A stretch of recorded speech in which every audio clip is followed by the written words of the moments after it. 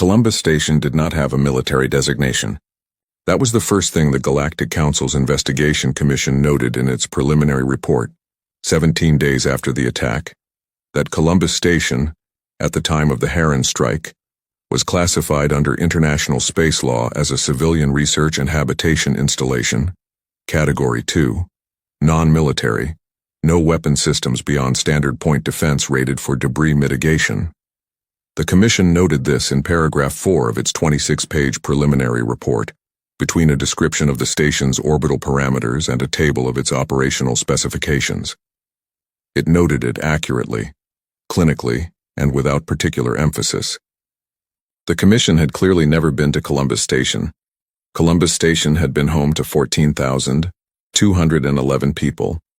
It had been the largest human installation beyond Mars orbit. It had been, for the 12 years of its operation, the most culturally specific human structure ever built in deep space. Built not to house a military garrison or extract resources or serve a strategic purpose, but to be a place where human beings could live real lives far from Earth. It had schools. It had a hospital with a maternity ward. It had 3 parks, actual parks, with soil shipped from Earth in the early construction phases, with grass and trees that had been grown from seed over 9 years until they were tall enough to sit under. It had a main street with restaurants and shops, and a bar called The Long Way Home that had been operating since the station's 2nd year, and whose walls were covered in photographs left by crews passing through on their way to the outer system. It had 4,812 children. The Heron attack had lasted 11 minutes. The Heron Empire had not sent a fleet. That was the other thing the Commission's report noted clinically, as if it were a logistics observation. The attack was conducted by a single Heron strategic bombardment vessel, a class designated in Heron military registry as a Purifier. The Purifier had entered the Columbus Station orbital zone, broadcast a single transmission.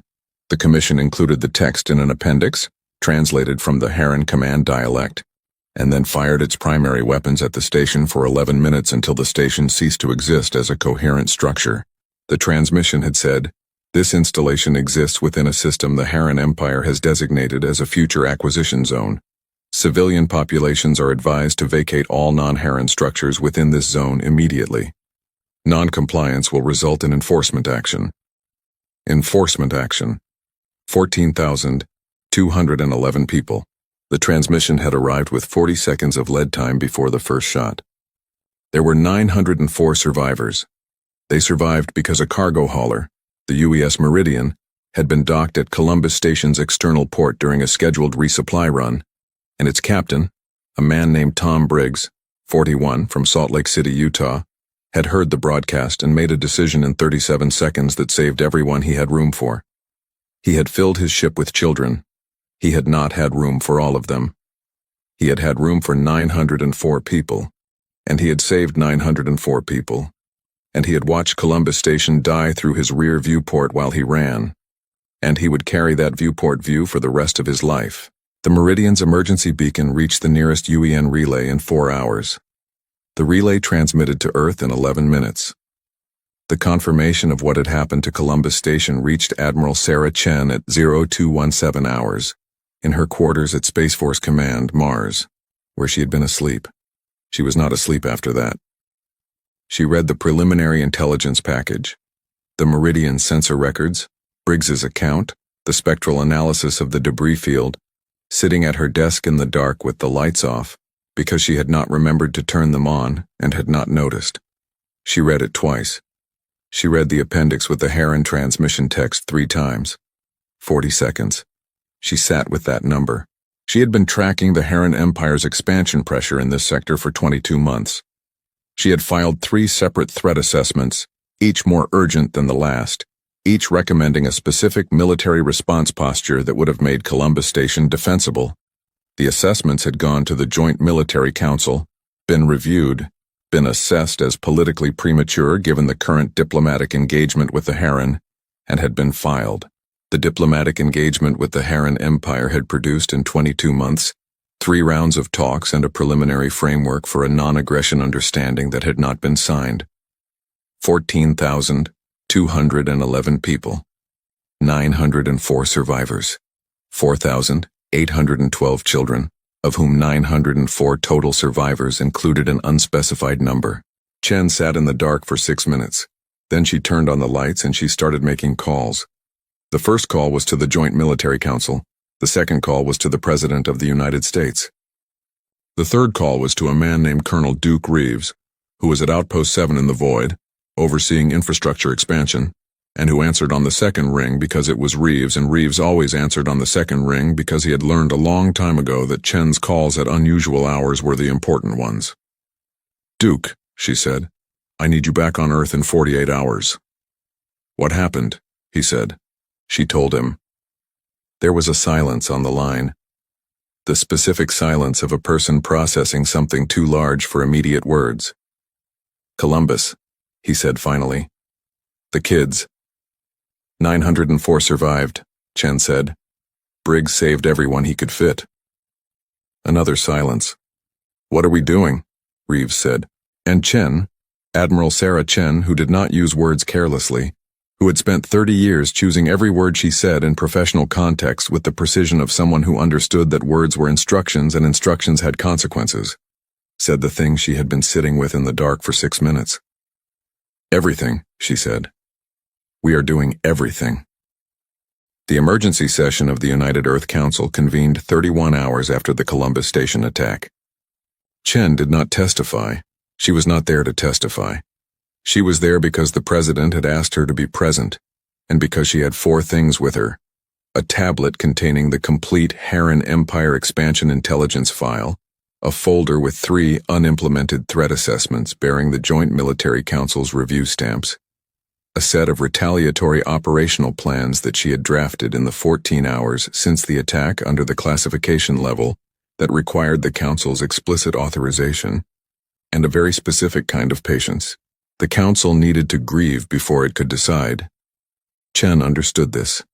She had given it the first 4 hours of the session, the testimony of the Meridian's Captain Briggs, who sat at the witness table and described what he had seen in 40 seconds and 11 minutes and through a rear viewport, in a voice that had no effect left in it, because everything that could have produced affect had been used up somewhere between the viewport and this room. She had given it the testimony of 3 Columbus Station survivors who had been in the hospital section when the attack began and had been loaded onto the Meridian in the second wave of Briggs's evacuation. She had given the room 4 hours to understand what had been lost. Then she asked to speak. She stood at the front of the chamber and she put the tablet and the folder on the table and she said, "I filed 3 threat assessments warning about this specific threat. This folder contains all 3 with review stamps. I am not raising this to assign blame. I am raising it to make a point about process and time. The diplomatic engagement that was preferred over my recommendations produced 3 rounds of talks and no signed agreement, and 14,000 dead. I am not going to recommend more talks." She looked around the room. "I'm going to recommend a response that will not require the Heron Empire to choose to stop. It will simply stop them." The council chair, a woman named Margaret Yates, former governor of Georgia, who had been in the council chair for 3 years and whose capacity for directness Chen had come to respect, said, "Admiral, what response are you recommending?" Chen put the operational plans on the table. "Operation Reckoning," she said. "The complete military neutralization of the Heron Empire's military projection capability. Not their civilization, not their homeworld, their military, their fleet, their forward bases, their strategic logistics infrastructure, their command and control network." She looked at the council. "When we are finished, the Heron Empire will still exist. Its citizens will still go to work and eat meals and live their lives. Its government will still function, but its ability to send a ship to another system and fire on civilian installations will be gone." She paused. "Permanently." The debate lasted 9 hours, not about whether to respond. The Columbus Station attack had put that question beyond argument, and every member of the council knew it. The debate was about scope, about proportionality, about what the galaxy would say when Earth did this, about international law and precedent and the political implications of a military operation of this scale in a region where 4 other major civilizations had competing interests. Chen answered every question. She had prepared for every question, She had spent 14 hours on the operational plans, and she had written the questions section of her brief before the answers section because she had learned, over 30 years, that the questions people asked about a military proposal told you more about what they feared than what they doubted. At hour 7, a council member from California named Congressman Torres, father of 3 former Air Force who had been listening quietly for 7 hours, said, "Admiral, the Harran Empire sent 1 ship, 1 purifier. We're talking about dismantling their entire military capability. The Galactic Council is going to call this disproportionate." Chen looked at him. "Congressman," she said, "1 ship killed 13,307 people." She let that number sit in the room for a moment. "The Galactic Council can call it whatever they want. I am here to prevent the next Columbus station. If I dismantle the Harran military capability, there is no next Columbus station. If I send a proportional response, sink 1 purifier, file a formal complaint, the Harran Empire learns that attacking a civilian station costs them 1 ship. What do you think they do next?" Congressman Torres did not answer. "I am not interested in punishing the Harran Empire," Chen said. "I am interested in making it impossible for them to do this again. Those are different objectives, and they require different operations." She looked around the room. "Proportionality is a principle designed for wars between equals who both want to survive the conflict. The Harran Empire killed our children. We are going to make sure they cannot kill anymore. That is not disproportionate. That is the only appropriate response." The authorization vote was 21-3. Chen walked out of the chamber and called Reeves. "We're authorized," she said. "Full scope?" he asked. "Full scope," she said. "Get the fleet ready. I want the first strike package moving in 72 hours. 72 hours, Reeves said. "Admiral, the fleet is going to want to know." "Tell them what happened to Columbus Station," Chen said. "Tell them about Briggs and the 904. Tell them about the 40 seconds. She paused. "They'll be ready." The United Earth Republic's war fleet assembled at Waypoint Kestrel, a deep space staging position 3 light-years from Harran territory, over the course of 68 hours. When it was assembled, it was the largest military formation Earth had ever deployed. 73 warships. Not the largest fleet in the known galaxy, the Harran Empire's standing fleet numbered over 400 vessels, but the largest Earth had put in one place at one time, and built over the years since the Ironclad modification program had demonstrated what thoughtful engineering could produce. 31 of the 73 ships carried weapon systems that were not in any public registry. 14 carried drive systems modified to the 42 light-year per day specification. The fleet had been assembled in the knowledge that what it was going to do would be watched and documented and argued about for decades, and Chen had made specific decisions about how it would conduct itself that reflected that knowledge. She had not, for example, given a pre-battle speech, not because she didn't believe in speeches. She believed in them when they were needed. She had calculated that her crew did not need to be motivated to fight for Columbus Station. They needed to be kept focused, kept precise, kept to the plan. Motivation was not the resource in shortage. The resource in shortage was the quality of restraint, the discipline to execute exactly the planned operation and nothing beyond it, to dismantle the Harran military without becoming, in their grief and their anger, something they should not be. She had said this once to the full fleet command via Quantum Link conference on the second day of the assembly. Columbus Station will be avenged by what we destroy. It will be honored by what we don't destroy. When Operation Reckoning is complete, the galaxy is going to look at what humanity did and what humanity chose not to do. The second part matters as much as the first. Reeves, who had been on the call, had said afterward, "They'll remember both." "That's the point," Chen had said. The operation had 4 phases, executed sequentially and rapidly, designed to complete before the Harran military command could mount a coherent defense. Phase 1 was the silence, the simultaneous destruction of every Harran strategic communications relay in a 20-system arc around their home territory. The relays were unmanned, automated infrastructure, no lives lost. But without them, the Harran military command could not coordinate its fleet over interstellar distances. Every ship would be isolated, operating on whatever orders it had received before the silence, unable to receive new commands, unable to report its position or status. 14 ships executed Phase 1. They were the fast ships, the 42 Li per day modified vessels, which moved across the target arc in an 11-hour window, each one executing its relay strike and moving to the next target before the Heron military could recognize the pattern and reposition. When Phase 1 was complete, the Heron military was functionally blind and deaf across its operational theater. Phase 2 was the grounding, the neutralization of the Heron's forward military bases.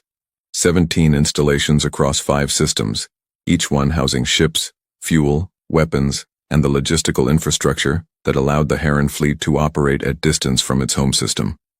The bases were military targets, armed, crewed by military personnel, strategically important. Chen had issued specific rules of engagement for Phase 2, precision fire on weapon systems and propulsion infrastructure, not crew quarters, not medical facilities, not anything that didn't contribute to the base's military function. 39 ships executed Phase 2 over 36 hours. Captain Marcus Cole aboard the UES Ironclad, fully repaired since the Voron engagement, Section 14's armor replaced and upgraded, led Group Alpha's strike on the largest Heron forward base, Installation Keth 7, in the outer orbits of the Heron system's third planet. Installation Keth 7 was the base from which the purifier that attacked Columbus Station had been dispatched. Cole had known this when Chen assigned him the target. He had not asked for it. He had not needed to. Cole's group hit Keth 7 with the precision that 14 months of ironclad tactical development had made possible. The weapon storage was destroyed in the first salvo, a clean, contained detonation that produced a significant energy release, but contained the debris to a tight radius. The launch bays went second, the command center third. The fuel processing infrastructure went last, because without fuel, the base could not relaunch anything even if somehow the rest of the damage was repaired. He did not fire on the crew habitation sections. He did not fire on the medical bay. He did not fire on the civilian contractor sections, where non-military workers who maintained the installation lived and worked.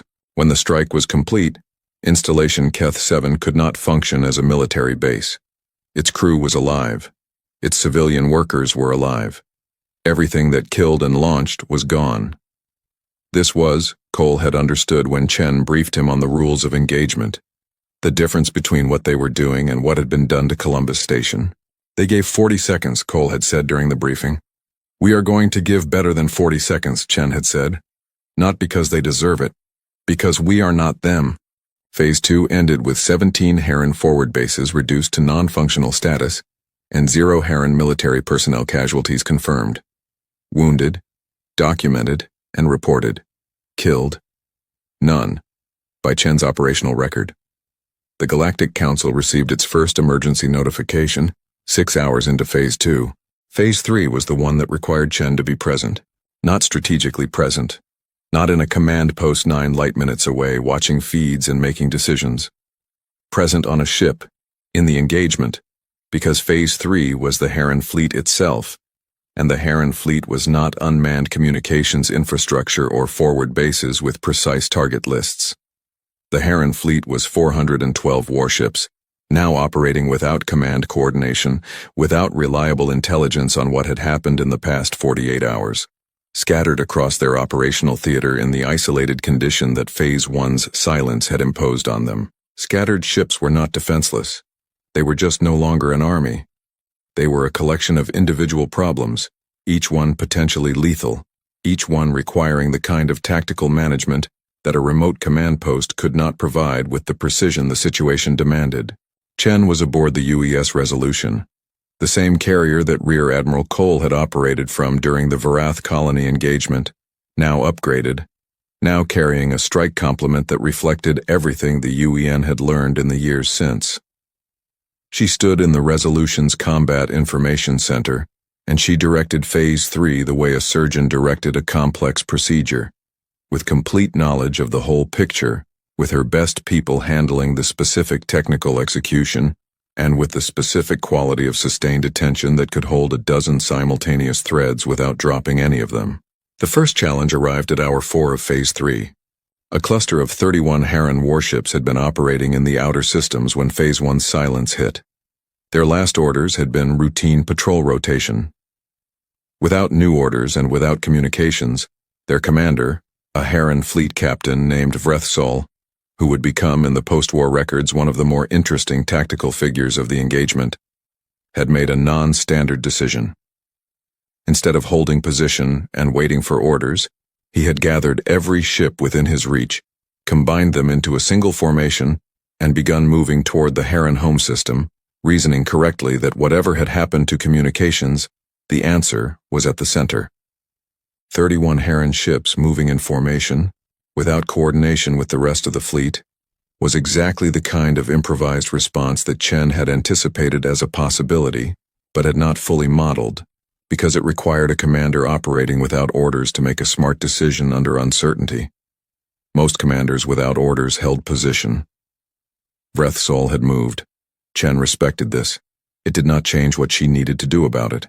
She detached 12 UEN ships under the command of Captain Dana Reyes, who had been promoted after the ironclad engagement, given her own command, and had arrived at the fleet assembly at Kestrel in a ship called the UES Phoenix that was armed with a Lancer array because Reyes had told Cole, and Cole had told Chen, and Chen had decided, yes, she should have it, to intercept Vrethsol's formation. Reyes did not engage the formation the way Chen would have engaged it. Chen would have used the anchor protocol, disrupted the formation geometry, hit the command vessel, textbook application of the tools available. Reyes did something else. She pulled her 12 ships to a position that blocked Vrethsol's approach vector to the home system, held station there, and transmitted a message to the Heron formation on standard military frequencies. Heron formation, this is Captain Dana Reyes of the United Earth Republic Navy. You are being intercepted, not attacked. I am giving you 30 minutes to alter course away from the home system and stand down. If you alter course and stand down, this engagement ends now.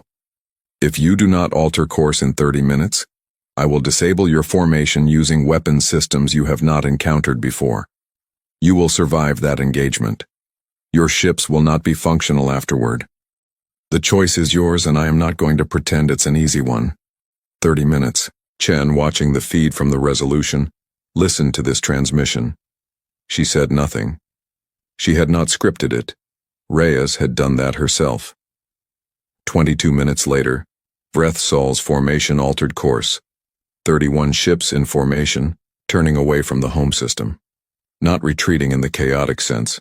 Maintaining discipline, maintaining formation integrity, choosing a vector that took them out of the operational zone. They stood down. Reyes opened the channel again. She said, Heron formation. Your decision is noted. You may proceed. She paused. Your commander made a smart call in bad circumstances. That's worth acknowledging. When Chen reviewed the transcript afterward, she forwarded it to every fleet captain with one line attached. This is what professional conduct under pressure looks like. The rest of Phase 3 was harder. 87 Heron ships chose to fight. Not because they had been ordered to. They had no orders, they were isolated. They were operating on partial information about what was happening to their military infrastructure. They fought because they were military personnel who had encountered military opposition and had concluded, correctly within their training, that fighting was the right response. Chen's fleet engaged them in 8 separate engagement zones over 19 hours. The engagements were not equal. UEN tactical doctrine, UEN weapons systems, and the fundamental advantage of a coordinated fleet against isolated individual ships produced outcomes that were tactically inevitable. But inevitable did not mean easy. The Heron ships that chose to fight did so with the committed ferocity of people who had been cut off and were fighting with everything they had. 32 Heron ships were destroyed. Not disabled. Destroyed. Either because the engagement dynamics produced total structural failures that happened too fast to be managed, or because their crews chose to fight past the point of safe disengagement, and the outcome of that choice was what it was. Chen recorded everyone. 55 were disabled. Weapons gone, drives non-functional, crews alive and unharmed. The UEN's medical ships moved through the engagement zones behind the fleet, boarding disabled Heron vessels, providing medical assistance, ensuring that every crew that had lost the fight still had the chance to go home. 324 Heron ships, following Vrethsol's example after his formation stand-down, became known through the fleet via the slow ship-to-ship communications that were all that remained without the relay network, chose not to engage. They parked. They held position. They waited. When Phase 3 ended, Chen transmitted one message to every parked Heron vessel. Operation Reckoning is not directed at the Heron people or the Heron civilian government. You are free to return to your home system. Your ships have been logged as disengaged. You will not be pursued. 324 ships went home. The Galactic Council called its emergency session 14 hours into Phase 3. The Galactic Council convened its emergency session at 0900 Council Standard Time in the Grand Assembly Hall on Concord Prime, the same hall where the Free Worlds Compact's founding had been noted, where the UER's existence had been acknowledged, where humanity's story in the Council space had been written in pieces over the years since the expulsion and the return. 311 species were in attendance. The emergency session had been called, in the formal language of the convening resolution, to address the unprecedented scale and nature of military operations conducted by the United Earth Republic within the operational theater of the Heron Empire, which represent a destabilizing development requiring immediate collective assessment. Destabilizing development. The Council's High Speaker, a different High Speaker from the one who had presided over humanity's expulsion, that one having retired 8 years ago, opened the session with a summary of what had happened. The Columbus Station attack, Operation Reckoning's 4 phases, the current status of the Heron military. The status was, Phase 4 had not yet begun. Phase 4 was the final phase, the reason the Galactic Council was sitting in emergency session. Phases 1 through 3 had been executed. The Heron communication network, gone. The Heron forward bases, non-functional. The Heron fleet, 87 ships destroyed, 55 disabled, 324 stood down. What remained of the Heron military was the home fleet, the ships positioned in the Heron home system's inner orbits, which had not been deployed, which had not been engaged, which were by Chen's operational timeline the final target of Operation Reckoning. The home fleet numbered 62 ships. The Galactic Council wanted to know if Chen intended to destroy them. Chen attended the emergency session in person. She had not been required to. The Council's emergency session had no authority to stop an ongoing military operation by a sovereign member state. It could issue resolutions, make statements, apply diplomatic pressure, but it could not order a UER admiral to stand down. Chen was there because she had chosen to be there, and she had chosen to be there because the session was an opportunity that she would have been foolish to waste. She stood at the speaker's position and she looked at 311 species, and she felt, for a moment, the ghost of the earlier session, the one where she had sat in the gallery, and the applause had gone through her like cold water. The same hall, different Chen, different world. The High Speaker said, "Admiral Chen, the Council is convened to address the UER's military operations. We note that Operation Reckoning has already produced significant destabilization of Heron military capability. We request the UER's intentions regarding Phase 4. Chen said, "Before I address Phase 4, I'm going to ask the Council to recall why Operation Reckoning exists." She had arranged for the Council's display system to show the following: the Heron transmission, 40 seconds of lead time, enforcement action, the spectral analysis of Columbus Station's debris field, Captain Briggs's sensor record, the footage from the Meridian's rear viewport, the view of Columbus Station coming apart, the only visual record of what the Heron had done, which she had obtained from Briggs directly, and which he had provided because he wanted people to see it. 311 species watched the footage. The hall was very quiet. 14,211 people, Chen said. 4,812 children, 1 Heron ship, 11 minutes. The Galactic Council did not convene an emergency session for Columbus Station. I am noting that for the record. The silence in the hall deepened. Phase 4, she said. The Heron home fleet. 62 ships currently in position in the Heron home system. My operational plan calls for their disabling, not their destruction.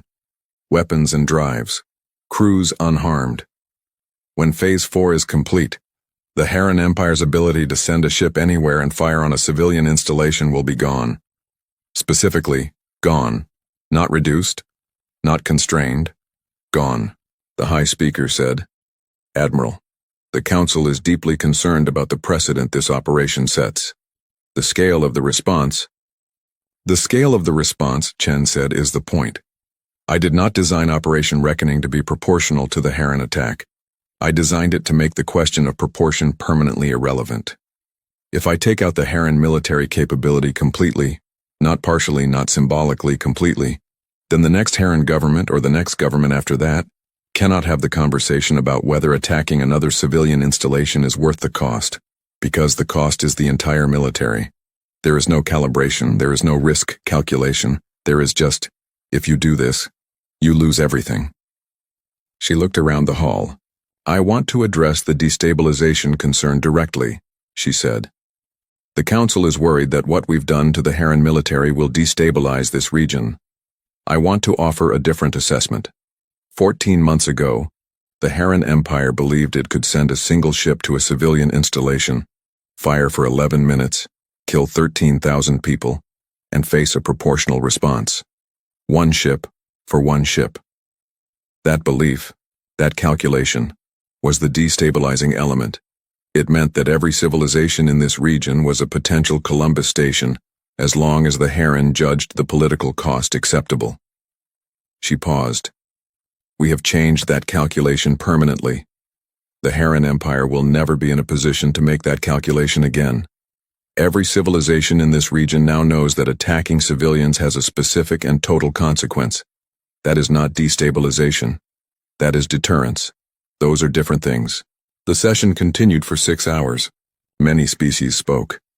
Some condemned the operation in the specific language of institutions that were more comfortable with process than with consequences. Some expressed the careful, diplomatic support of civilizations that had understood exactly what Chen was describing and were relieved that someone had said it.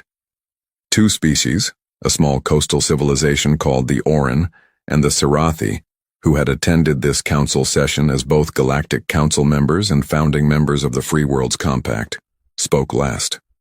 The Sarathi representative said into the recorded transcript of the session, "The Galactic Council notes with alarm what Earth has done. The Galactic Council should note with equal alarm what it was not doing for 14,000 people." The hall was quiet again. Chen executed Phase 4 6 hours after the session ended. Phase 4 took 9 hours. 62 Heron ships in the home system defending, not standing down. These were home fleet vessels, their families on the planet below them, and they fought with the specific intensity of people who understood that they were the last line and that the line mattered. Chen fought them with the same rules of engagement that had governed every phase of the operation. 58 were disabled, crews alive, medical teams boarding within an hour of each engagement's conclusion, providing assistance, leaving enemy sailors in the care of their own people on ships that could no longer fly. 4 were destroyed. Not by choice. In 2 cases, drive system failures under combat stress produced catastrophic structural events that happened too fast for safe disengagement. In 2 cases, Heron captains chose to ram rather than accept disabling. Chen recorded those 4. She recorded the names of the Heron dead from the engagement records the medical teams compiled. She kept those names in a file she would carry for the rest of her career. When Phase 4 ended, the Heron Empire's military was gone. Not its people, not its government, not its cities, its infrastructure, its economy, its culture. The operation had been designed with surgical precision to remove one specific capability, military projection, and had succeeded at that and nothing else. The Heron civilian government broadcast a transmission to Earth 48 hours after Phase 4's completion. It acknowledged the outcome of the operation. It offered, in the specific language of a government that had just watched its entire military capability disappear in 4 days, to open formal negotiations on a permanent non-aggression treaty. Chen drafted Earth's response herself. It said, "We accept the offer of formal negotiations. We will send a diplomatic team within 30 days. We request as a precondition that the Heron civilian government formally acknowledge the attack on Columbus Station and account for the command decisions that produced it. We are not asking for punishment. We are asking for acknowledgement. 14,000 people died in a civilian installation. Their deaths should be named and acknowledged before we discuss the future. The Heron government's response to the precondition took 9 days. On the 10th day, it broadcast a formal statement that acknowledged the Columbus Station attack, named it as an act that should not have occurred, and named, publicly, in the record, the Heron military commander who had ordered the Purifier's mission and the chain of command through which that order had traveled. It was not enough. It was a start. The treaty negotiations took 11 months. They were difficult. The Heron civilian government was trying to negotiate from a position of having no military leverage whatsoever, and the UER's diplomatic team, led by a career diplomat named Catherine Wells from Boston, who had been doing this work for 20 years and who had a reputation for the specific kind of patient relentlessness that produced agreements that actually held, had to balance the goal of a functional long-term relationship against the certainty that any agreement that felt coerced would not last. Wells and Chen had one conversation, 3 months into the negotiations, that defined the outcome. Wells said, "They're asking for a timeline for rebuilding their defensive capability. Not offensive. They've accepted that's gone. Defensive. Ships that can't leave their home system. They want to be able to protect their planet." Chen was quiet for a moment. "Yes," she said. Wells paused. "That's not what I expected you to say." "A civilization without the ability to defend its homeworld lives in permanent fear," Chen said. "That's not stable. It produces desperation, not peace." She looked at the treaty draft on her display. Give them a defensive capability within defined parameters, monitored by a joint commission, no power projection, no ships that can leave the home system, no offensive weapons classifications, but enough to defend their planet from what isn't us. She paused. "We're not trying to leave them helpless, we're trying to leave them safe and leave everyone else safe from them." Wells incorporated the provision. The treaty was signed 11 months after negotiations began. On the day of the signing, Captain Tom Briggs, still flying the Meridian on outer system cargo runs, because that was his life, and he intended to keep living it, received a package at the Salt Lake City address that was registered as his permanent home. It was from Admiral Chen. It contained a letter and a folded flag, not an Earth flag, a Columbus Station flag, the one that had flown in the station's main corridor, recovered from the debris field by a UEN recovery team. The letter said, "Captain Briggs, you saved 904 people with 37 seconds of decision. I want you to have this. Columbus Station's flag should be with the person who made sure some of its people made it home. The 904 survived because of you. The rest of this, the operation, the treaty, everything that follows, is what we owe them and what we owe the 13,000 who didn't make it. You did your part first. Thank you for that." Briggs sat at his kitchen table in Salt Lake City and held the flag for a long time. He folded it carefully. He put it on the shelf above his fireplace where it stayed. In the Galactic Council's session record for that year, the emergency session on Earth's retaliation was the most attended session in the Council's modern history. The final resolution, debated for 3 months after the session itself, did not condemn Operation Reckoning. It noted it. It established a new framework for the protection of civilian installations that, among its provisions, included mandatory 30-day evacuation windows before any military action within a designated civilian zone. 40 seconds the Heron had given. 30 days the Council now required. Columbus Station was cited in the preamble of the resolution, by name, forever. The galaxy had a rule. It was not written in any treaty. It was not carved into the stone of any council chamber. It did not need to be. Every species that had ever reached the stars understood it the same way they understood gravity. Not because someone explained it, but because violating it had consequences that echoed across centuries. Children did not go to war, not Veth children, with their enormous silver eyes and their bone-frail bodies that shattered under acceleration. Not Karathi young, who spent their first 40 years unable to breathe anything but their homeworld's poisoned air. Not Drenali hatchlings, not Sular cubs, not the larval forms of the Mesh Collective. None of them, ever, under any circumstances, and certainly not human children. Human children, according to the Galactic Council's most recent biological assessment, filed just 11 months before everything changed, were the softest, most fragile, most emotionally unstable juvenile organisms in the known galaxy. They cried when they were hungry. They cried when they were tired. They cried when fictional characters in their entertainment programs experienced sadness. They required constant physical contact for psychological stability. They could not regulate their own body temperature without external coverings. They choked on food regularly enough that their species had developed an emergency throat-clearing maneuver and taught it to every adult on their planet. They were, in the words of Galactic Council observer HFY, who had spent 6 years embedded on Earth studying humans before filing his report, a biological miracle of survival despite themselves. That report was the last thing HFY ever filed, because 11 months after it was submitted, stamped, archived, and largely ignored by the 17 senior council members who received it, an 8-year-old human girl named Mara Okafor walked barefoot into the central chamber of the Galactic High Council on Verath Prime, past 16 armed Korathi sentinels, through 3 layers of shielded security doors that no unauthorized being had ever breached in 400 years, sat down in the Supreme Arbiter's chair, and said, in a voice that carried across the entire chamber without amplification, "I know where the Devourer fleet is going next, and if you don't listen to me in the next 10 minutes, you're all going to die." The chamber had been in the middle of a war session. 243 representatives from 61 species, all arguing about the Devourer fleet, the automated armada of ancient machines that had already consumed 3 inhabited star systems in the past 8 months. Billions dead. The council fractured. 3 member species threatening to withdraw. Entire fleets repositioned, abandoned, or destroyed in the chaos.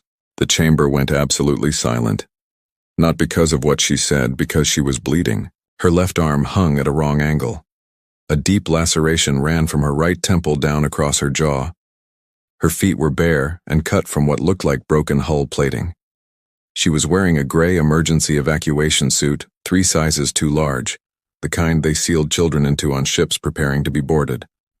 The kind that meant every adult around her was already dead. She looked at the 243 representatives of the galaxy's greatest civilizations, all staring at her in complete silence, and she did not cry. She pulled a cracked data tablet from inside her oversized suit with her one working arm, set it on the Supreme Arbiter's ancient stone desk, and said, "I did the math. Do you want to see it or not?" Nobody moved, and then slowly, the eldest member of the council, Ambassador Virith of the Drenali, who had served for 93 years and had seen every war, every atrocity, every miracle the galaxy had produced in nearly a century, leaned forward. "Show us," she said. What happened in the next 22 hours would be debated, studied, and taught to every species in the galaxy for the next 400 years. But to understand it, to truly understand how an 8-year-old stopped the war that should have ended civilization, you have to go back. Back to the ship. Back to the classroom. Back to the moment when Mara Okafor first looked up at a star map and asked a question that no admiral, no scientist, and no council member had thought to ask. Because it turned out the galaxy had made a mistake. Not a small one. They had looked at human children, soft, crying, fragile, needing, and they had seen weakness. They had not seen what human children do when the adults around them are failing. They had not seen what happens when a species that evolved playing develops a mind that never stops treating the universe like a puzzle. They had not seen Mara Okafor. That was about to change. The ESV Constant Horizon was not a warship. That distinction mattered enormously to its captain, Commander Adazi Okafor, who had spent 3 years explaining it to everyone who asked. The Constant Horizon was a diplomatic logistics vessel, part supply runner, part mobile embassy, part floating school for the 47 children of council staff and diplomatic personnel who lived aboard it. It was unarmed, except for the 2-point defense cannons required by treaty for asteroid deflection. It flew under the joint flag of humanity and the Galactic Council. It was, by every convention of interstellar law, untouchable. The Devourer fleet did not observe interstellar law. The Devourer fleet did not observe anything. It was not piloted. It was not commanded. It was an ancient automated weapon system, older than most of the species currently sitting on the Galactic Council, built by a civilization so long dead that no one even remembered their name. It operated on a logic that no one had yet fully decoded. It moved through systems, consumed energy sources, converted matter into fuel, and moved on. It did not negotiate. It did not respond to hails. It did not distinguish between military and civilian targets. It did not care. 3 months before the events in the council chamber, the Constant Horizon was rerouted through the Sarathi corridor to avoid a patrol conflict between 2 rival member species. It was a bureaucratic decision made by a mid-level council logistics officer who would later not be able to live with himself. The Sarathi corridor was 17 light hours from the edge of what the council's best models predicted was the Devourer fleet's next operational zone. The models were wrong. The Devourer fleet arrived in the Sarathi corridor 14 hours after the Constant Horizon entered it. Commander Okafor had 40 seconds of warning. She spent 38 of them getting every child on the ship sealed into emergency suits and locked into the reinforced evacuation core at the ship's center. She spent 1 second telling her crew she loved them. She spent the last second opening a channel to the Galactic Council's emergency frequency and broadcasting their position. The Constant Horizon was hit by the first wave of the fleet's energy drain pulse and went dark. Not destroyed. Not yet. The Devourer fleet did not destroy things immediately. It consumed them slowly, draining power systems, stripping useful material, leaving structural shells. The ship still had atmosphere. The emergency core still had battery power. Life support would last 18 hours. The adults aboard died in the first pulse. The energy drain interacted catastrophically with the neural link implants that most of the adult crew and diplomatic staff carried. Standard issue for anyone working in multi-species communication environments. 41 adults. Gone in seconds. No warning, no pain, the medical systems later determined, but that was a cold comfort that came far too late. 47 children were left alive in the dark. The oldest was 16. His name was Taran Vasek, son of the Veth ambassador. He had grown up on starships and knew emergency protocols. He took charge immediately, efficiently, and with a quiet authority that the other children responded to. He organized watches. He rationed the emergency nutrition packs. He kept the younger ones calm. He did not, however, understand the Devourer fleet. Mara Okafor was the youngest on the ship, 8 years old, the daughter of Commander Adais Okafor. She had been born on a starship. She had grown up in her mother's command briefing, sitting in the corner with a data pad, quiet enough that the officers forgot she was there. She had listened to thousands of hours of navigation discussions, tactical assessments, and fleet logistics analysis before she was old enough to understand most of the words. By the time she was 6, she understood more than most people realized. By the time she was 8, her mother had started answering her questions seriously instead of redirecting them. Her mother had given her a project 3 weeks before the attack. It was meant to be an educational exercise, a way to keep Mara occupied during a long transit. Commander Okafor had pulled the Devourer fleet's full movement data from the Council's shared intelligence files and told Mara to map it, plot every confirmed position, every confirmed attack, every trajectory, make it visual. "You like puzzles," her mother had said. "This is the galaxy's hardest puzzle right now." It was the kind of thing Commander Okafor said without thinking about. A small gift of intellectual engagement to a daughter who needed it. She had not expected anything. She had not imagined, could not have imagined what Mara would find. Mara had been working on it for 18 days when the fleet arrived.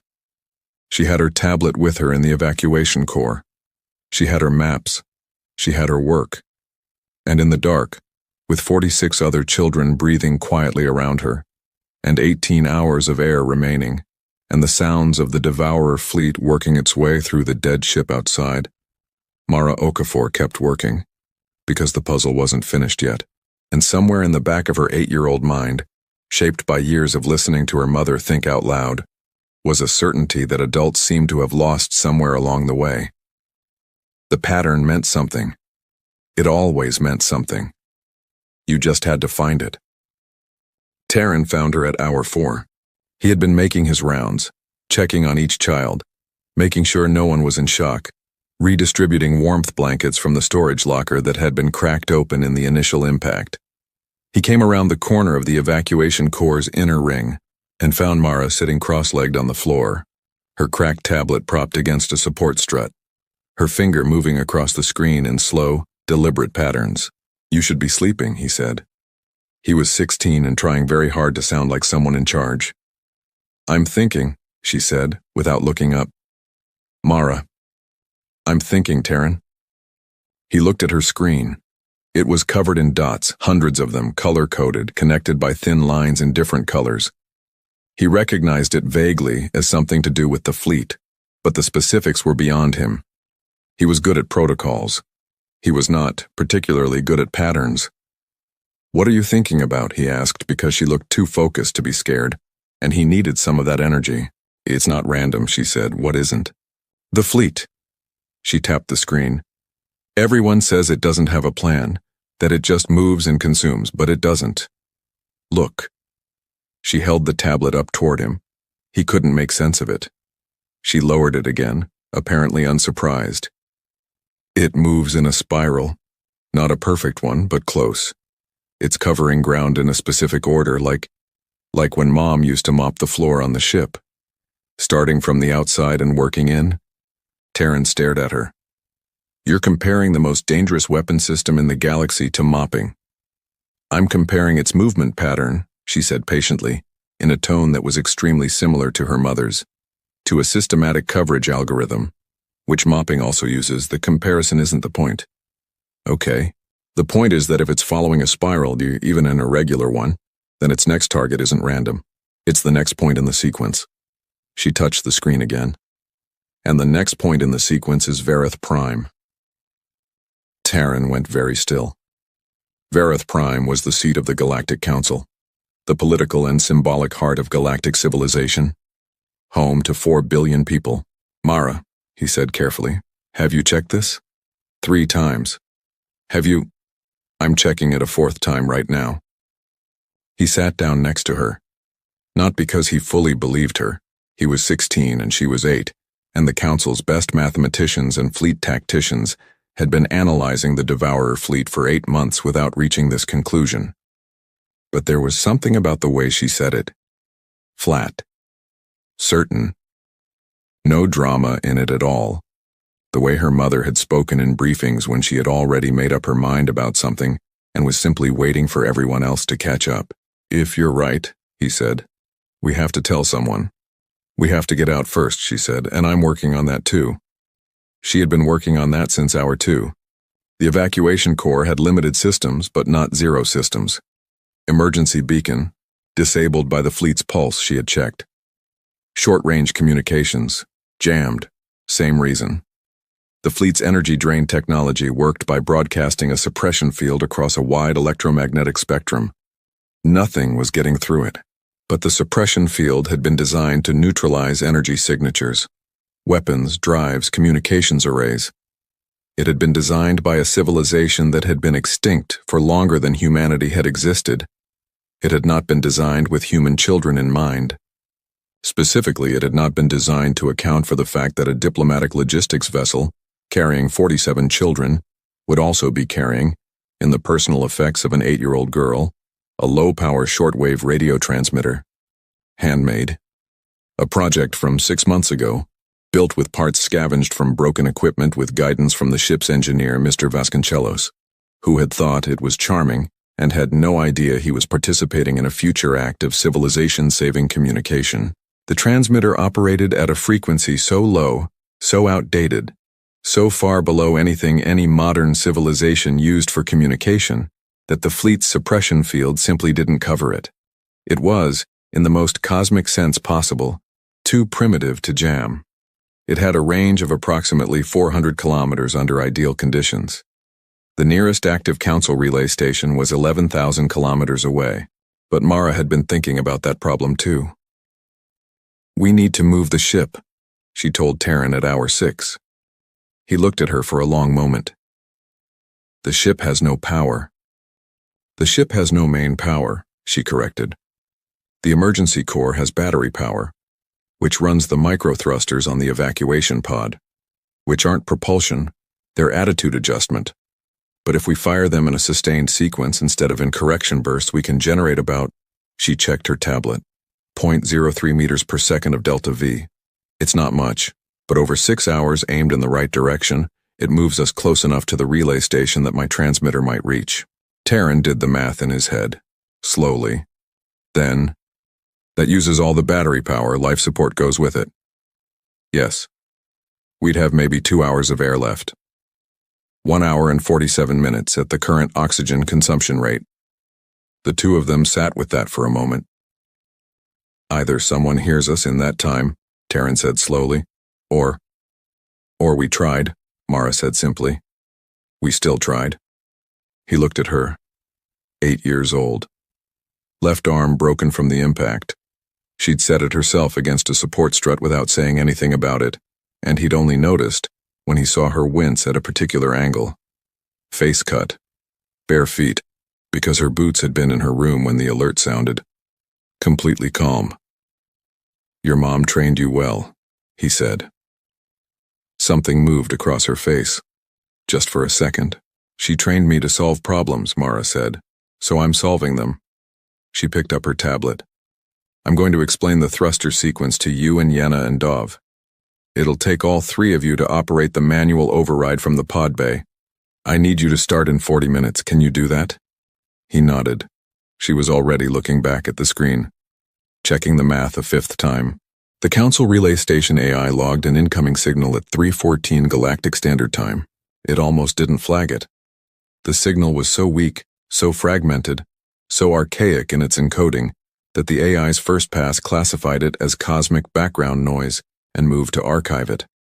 Its second pass, triggered by a subroutine that scanned for any pattern consistent with organic origin signal, caught a repeat structure and escalated it to review. The third pass decoded it. It was a voice, young, human, female, speaking in standard Galactic with a faint accent, calm and clear, repeating on a loop. This is Mara Okafor, aboard the ESV Constant Horizon. We are located in the Sarathi corridor at these coordinates. We have 47 surviving children and approximately 1 hour 40 minutes of oxygen remaining. I have data regarding the Devourer fleet's next target. It is Verath Prime. I have the trajectory calculations. Please respond.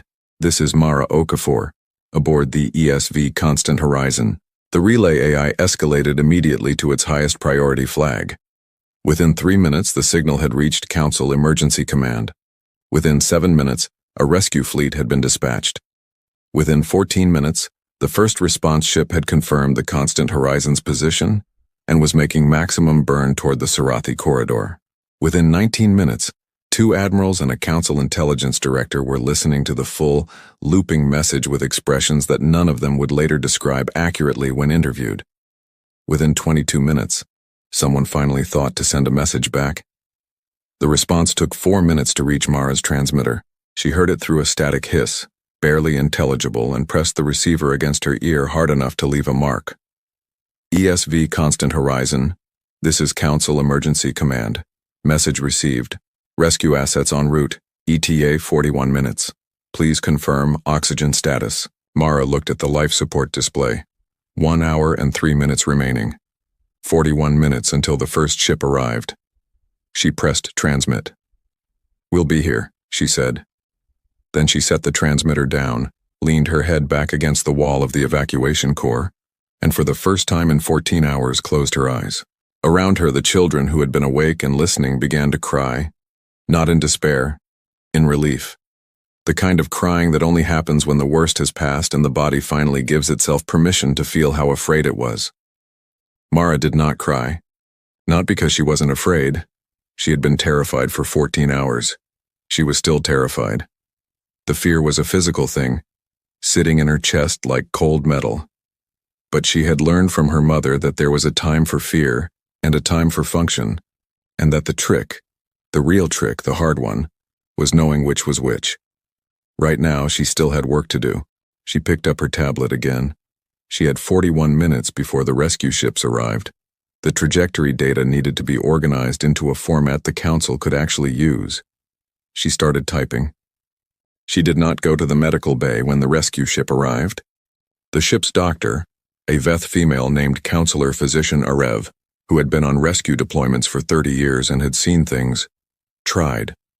She tried very professionally and very firmly, and Mara listened to her with the patient expression of someone who has already decided what they're going to do and is simply waiting for the other person to finish talking. My arm needs to be set properly, Mara acknowledged, and the cuts need to be closed, I understand. Can you do that in the next 4 hours while we transit to Vareth Prime? Child, you need rest. The Council is currently operating on the assumption that the Devourer fleet's next target is the Solar system, Mara said. They have repositioned 60% of their available defensive assets there. If the fleet moves on Vareth Prime instead, which it will in approximately 9 days, those assets will be 17 hours out of position. 9 days is not a lot of time to reposition a fleet and evacuate 4 billion people. I need to speak to the Council. Arev stared at her. You're 8 years old. I'm aware. The Council doesn't... I broke into their chamber once already today, Mara pointed out. Set my arm, please. She did not, in fact, break in. What happened was both more complicated and more simple. The rescue ship's captain, a human named Admiral Jiran Cho, who had been in emergency deployment for 16 straight hours and had approximately 0 patients left for bureaucratic procedure, sent a direct message to the Council's duty officer that said, in its entirety, I have the child from the Constant Horizon. She has Devourer fleet trajectory data. She will only present it herself. I am bringing her to the chamber. If this is wrong, court-martial me later. The duty officer escalated.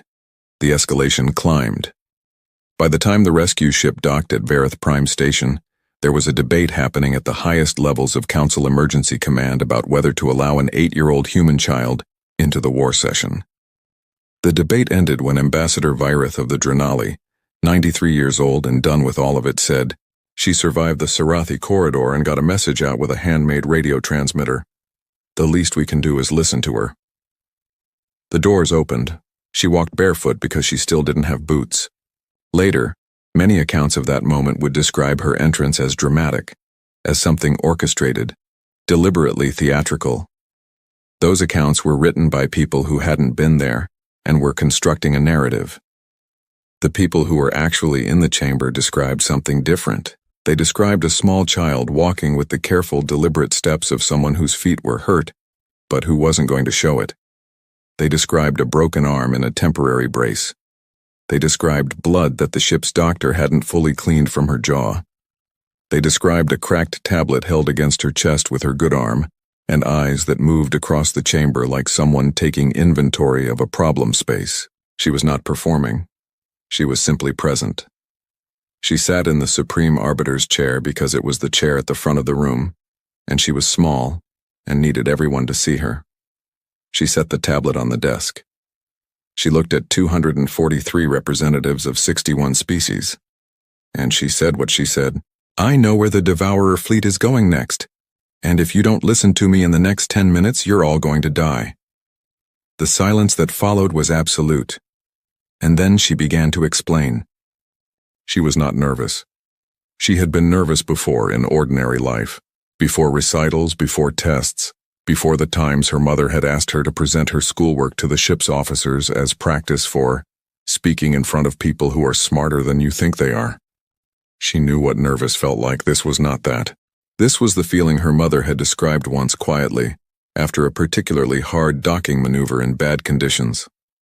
There's a point where the stakes get high enough that scared stops being useful and focus takes over. When you get there, trust it. She was there. She connected her tablet to the chamber's display system, a connection point she had identified the moment she walked in, the same universal interface port that existed in every council chamber, because it was required by the Communications Accessibility Charter of 2340 GST. The map filled the enormous display screen behind her, 300 years of data that the council already had, color-coded, trajectory-mapped, spiral-analyzed. The fleet's movement has been categorized as random, she said. because the intervals between attacks are irregular and the distances between targets don't follow obvious linear patterns. But linear patterns aren't the only kind. She walked them through it. Not quickly. Not in the rushed, defensive way of someone afraid of not being believed. In the patient, thorough way of someone who had checked it 5 times and was confident in every step. She showed them the spiral. She showed them the mathematical model. She showed them the 3 anomalies in the fleet's movement that had been classified as deviations and explained why they weren't. Why they were corrections for gravitational interference from passing stellar bodies, which the fleet was accounting for because its targeting system was more sophisticated than anyone had credited.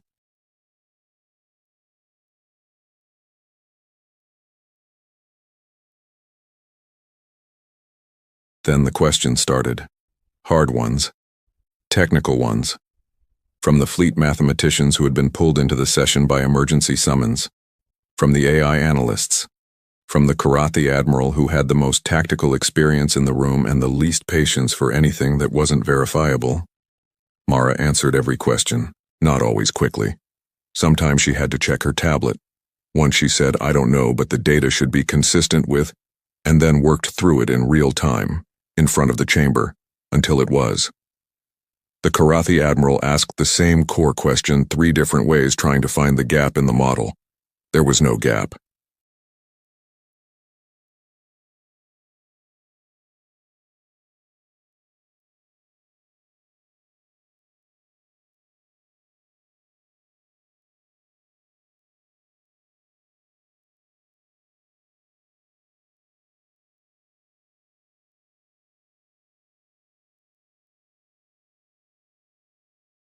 While managing the survival of 47 other children. Terran managed them. I just did the math. Ambassador Virith, 93 years old, made a sound that took people a moment to identify. She was laughing. They believed her. It did not happen instantly. There was verification, independent modeling, 46 hours of the Council's best analysts stress testing every element of the spiral theory. In the end, every test confirmed it. The fleet assets were repositioned. Virith Prime's evacuation plan was activated.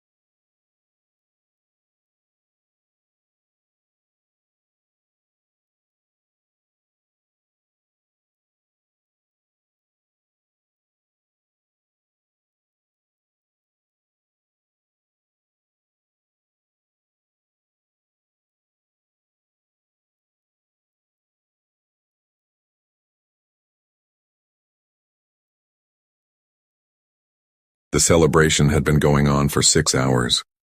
Aboard the Dominion flagship Eternal Verdict, Commander Grethka watched his officers drink fermented spore wine from the ceremonial bowls reserved for total victories. The lights in the celebration hall had been shifted to the deep red spectrum that Dominion culture associated with conquest. Music, if it could be called that, the low harmonic drone that made the floor vibrate through the soles of your feet, filled every corridor. They had earned it. Outpost Kepler 7 was gone. Not damaged, not evacuated. Gone. 47 minutes of sustained orbital bombardment had reduced the human mining colony to a crater field 3 kilometers wide. The operation had been textbook. The Dominion fleet had dropped out of FTL at the edge of the system, overwhelmed the outpost's four defensive ships before they could transmit a distress signal, and then methodically, professionally, completely erased 4,200 humans from existence.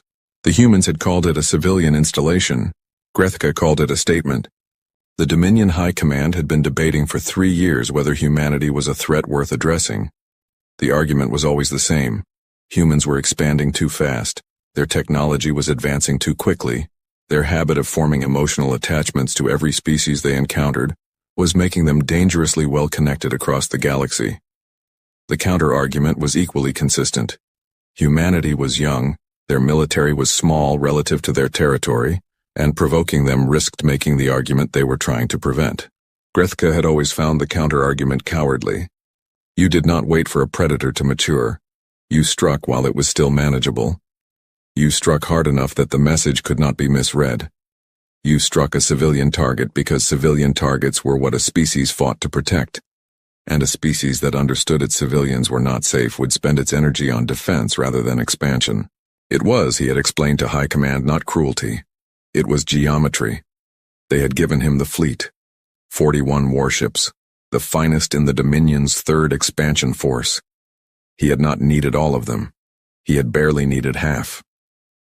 He raised his bowl with his officers. Kepler 7 was a message.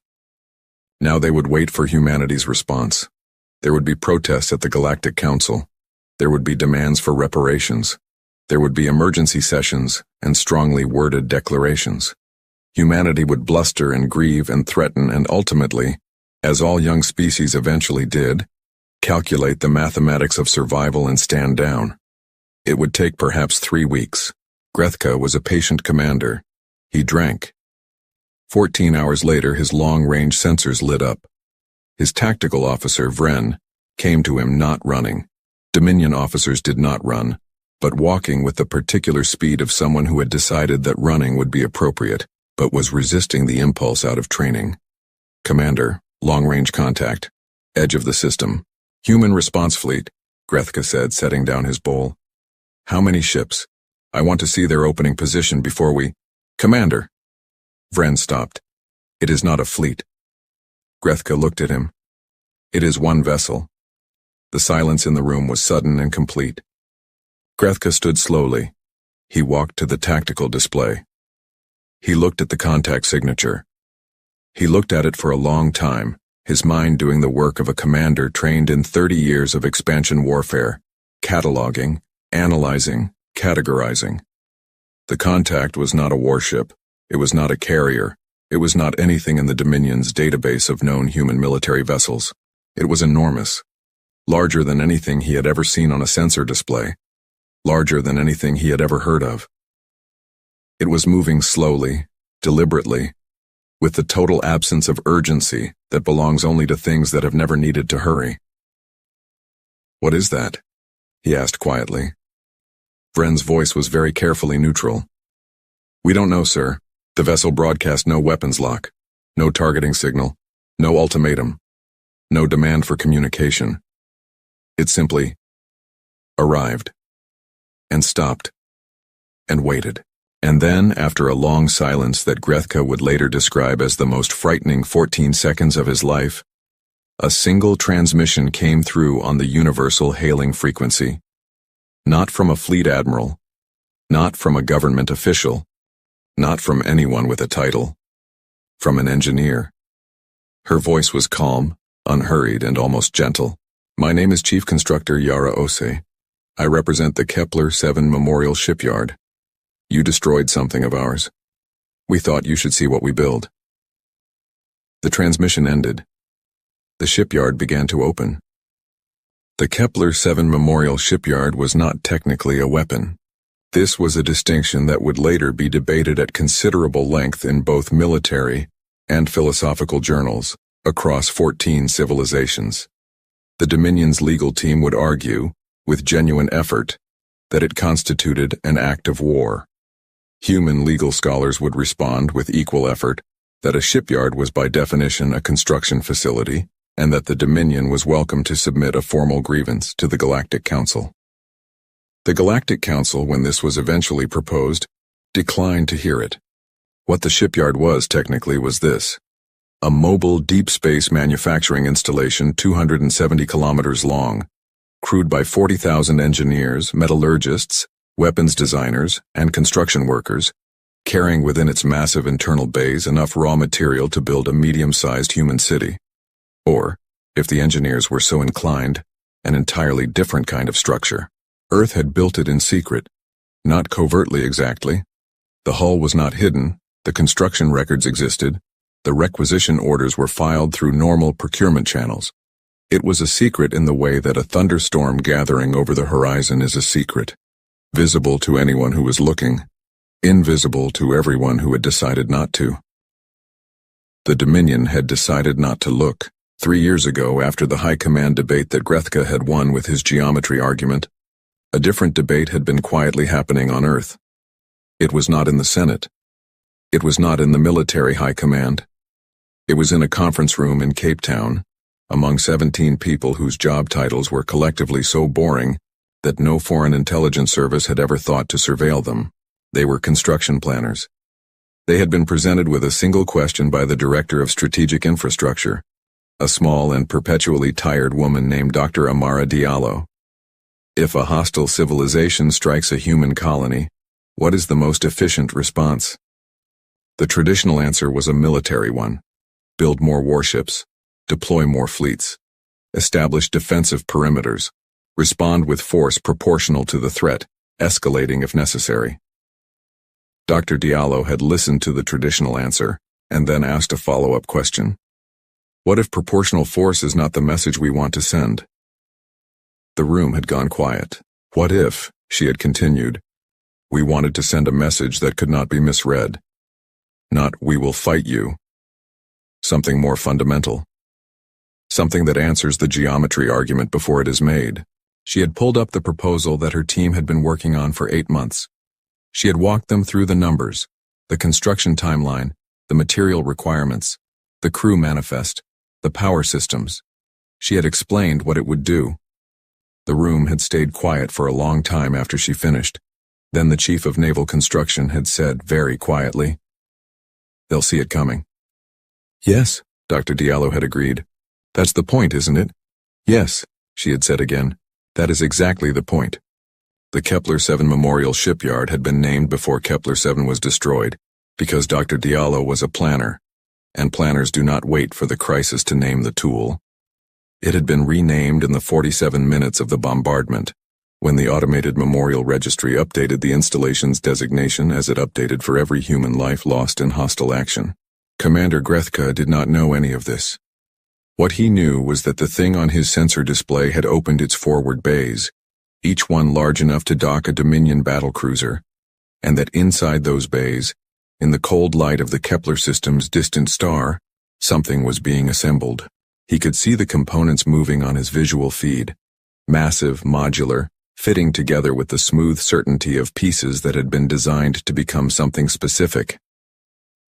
"What are they building?" he asked. Vren watched the feed for a moment, his mandibles pressed together in the Dominion expression that translated roughly as profound uncertainty. "Warships, sir. They appear to be building warships." "In the field? During a confrontation?" "Yes, sir." Grethke stared at the display. "How long will it take them?" Vren ran the calculations twice, because the first result seemed wrong.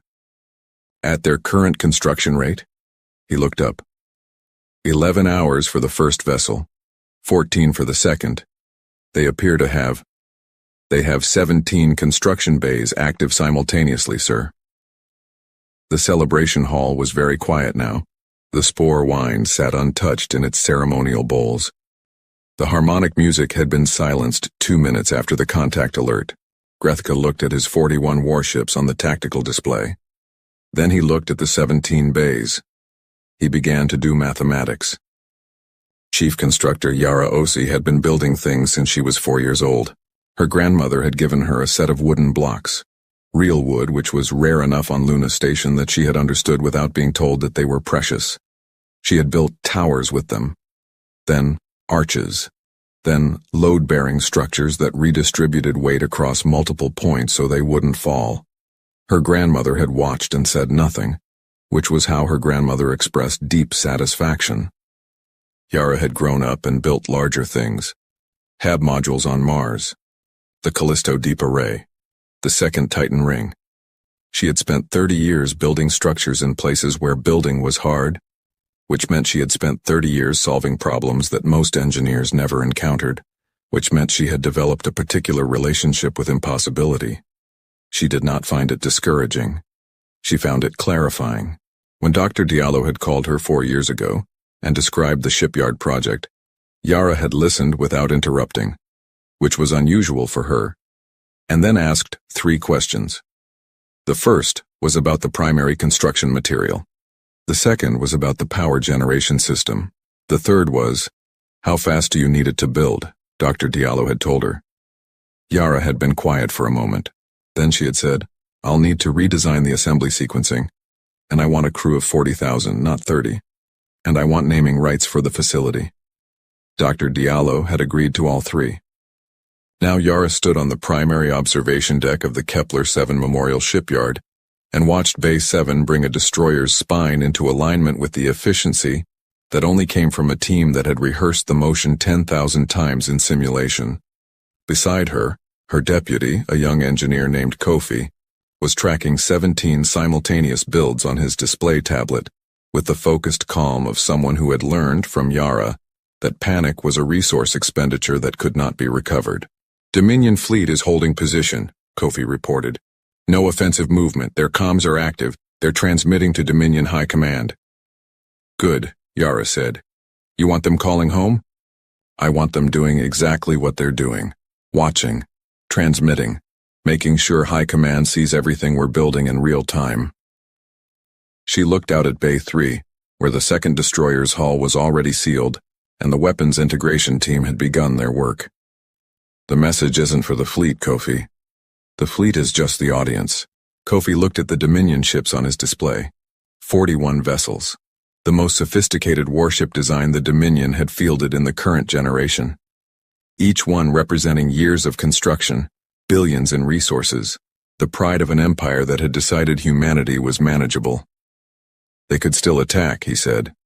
Yes. If they destroy the shipyard before we complete the builds, then they destroy a construction facility and 40,000 engineers, Yara said evenly. And Earth sends something else. Something we haven't built yet because we were hoping this would be sufficient. She paused. But they won't attack. How do you know?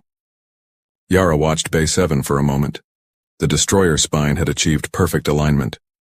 The team was beginning the rib installation, 240 structural members, each one precisely placed, the whole thing growing like something alive. Because Grethka is a geometry man, she said. He thinks in shapes. Threat and response, attack and defense, force and counterforce. Right now he's looking at my 17 bays and calculating what 41 of his ships are worth, against whatever comes out of them. She allowed herself a small smile. He's a smart commander. He'll get the right answer. Kofi looked at his tablet. Bay 12 is running 4 minutes behind. Tell Supervisor Chen to pull the Delta team from Bay 15's second shift. Bay 15 is ahead. Yes, ma'am. Yara Ose turned back to the viewport and watched her people build. In the Dominion fleet, Commander Grethka had gotten the right answer 3 hours ago. It had not made him feel better. The mathematics were not complex, which was the worst part. If he attacked now before the builds completed, he would destroy the shipyard. He would also lose ships. The shipyard's defensive armament was modest but not negligible, and his fleet would take casualties. He would win. He was reasonably confident of that. And then Earth would know two things it did not know before: that the shipyard could be destroyed, and that Grethka was willing to massacre 40,000 construction workers to do it. And Earth would build another shipyard. Larger, better defended, crewed by people who had watched the first one burn, which was a category of motivation that Grethka, who had spent his career among Dominion officers who fought for honor and resources, had no framework for quantifying but instinctively understood was not a number he wanted to test.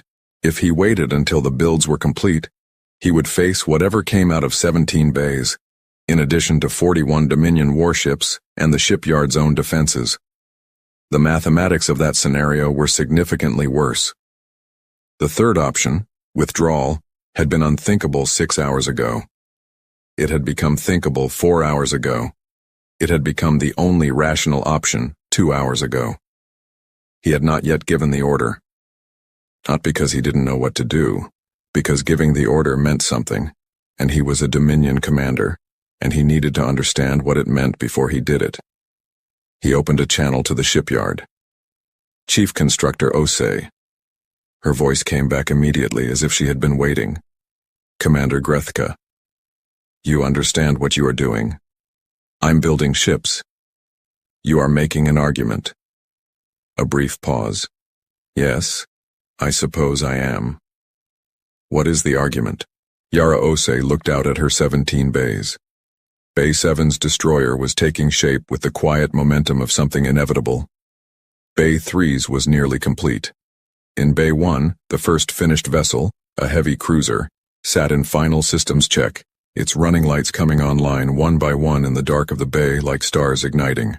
The argument, she said, is that you destroyed 4,200 people who were mining ore and raising children and watching the stars. And we didn't send soldiers, we sent builders, because we want you to understand something about us that your high command got wrong. And what did we get wrong? You thought our civilians were what we protect. Her voice was patient, almost kind. They're not. Our civilians are what we are. And what we are. She nodded to Kofi, who sent the signal to Bay 1. Is people who build things. The bay doors opened.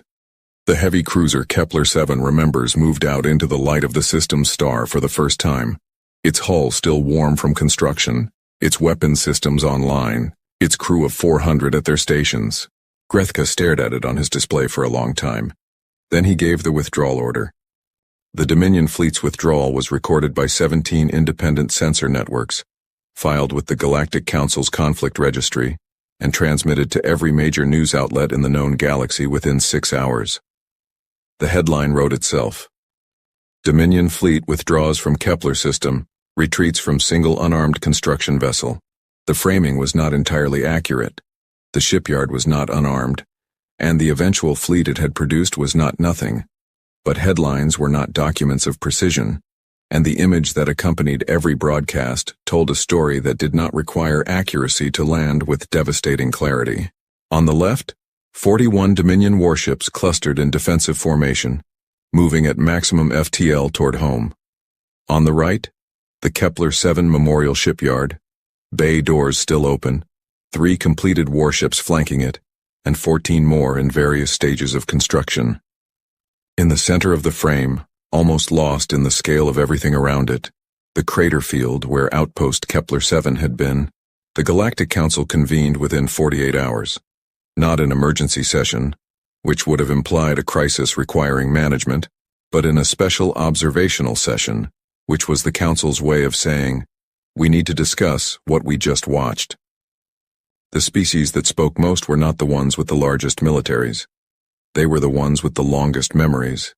The civilizations that had been in the galaxy long enough to have seen young species rise and fall, to have watched the patterns of expansion and conflict play out across centuries, to have developed, through repetition, a sense for the moments that would later be identified as turning points. The Tharkon elder delegate Sorath, the same ancient diplomat who had spoken at the Vasquez Protocol ceremony, rose to address the council.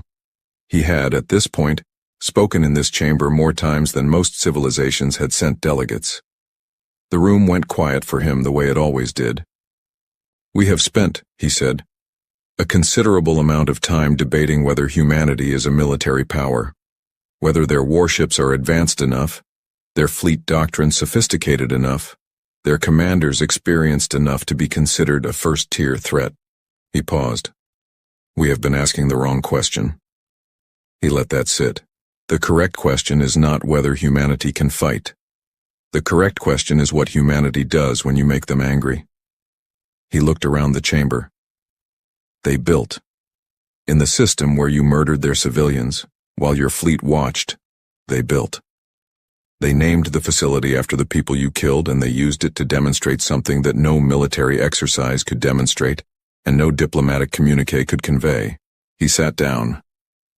The Dominion delegate attempted a response. It was not well received. What followed in the weeks after the Kepler-7 incident was a shift in how the galaxy calculated humanity, not in the databases and military assessments, which were updated routinely, but in the instinctive, unwritten, cross-species understanding of what kind of civilization humanity was. The Dominion's High Command had made a specific argument. Humanity was manageable. Strike hard, strike civilian, force a defensive posture, neutralize the expansion before it became a threat. The shipyard had answered that argument in the most concrete possible terms. You could not force humanity into a defensive posture by striking civilians. It did not work that way. Striking civilians did not make humanity afraid. It made humanity build. 3 other civilizations that had been quietly entertaining variations of the Dominion's geometry argument filed those arguments away within the month. 2 of them independently began reviewing their intelligence assessments of human construction capacity. Both assessments came back with the same note appended by the analyst: significantly underestimated. Dr. Amara Diallo visited the Kepler-7 Memorial Shipyard 6 months after the incident. She was not an official visitor. She had taken personal leave, the first in 4 years, and booked transit on a civilian hauler, and shown up at the shipyard's crew dock with her credentials and a very simple request. She wanted to see the bays. Yara Osei met her at the dock personally. They were not friends exactly. They had worked together at the extreme distance that separated the person who asks what if from the person who builds the answer. They had spoken perhaps a dozen times in 4 years, always about specifications, timelines, resource allocation. They had never spoken about anything that could be called personal. They walked the bays together without speaking for almost an hour. Bay 1 was already working on its second build.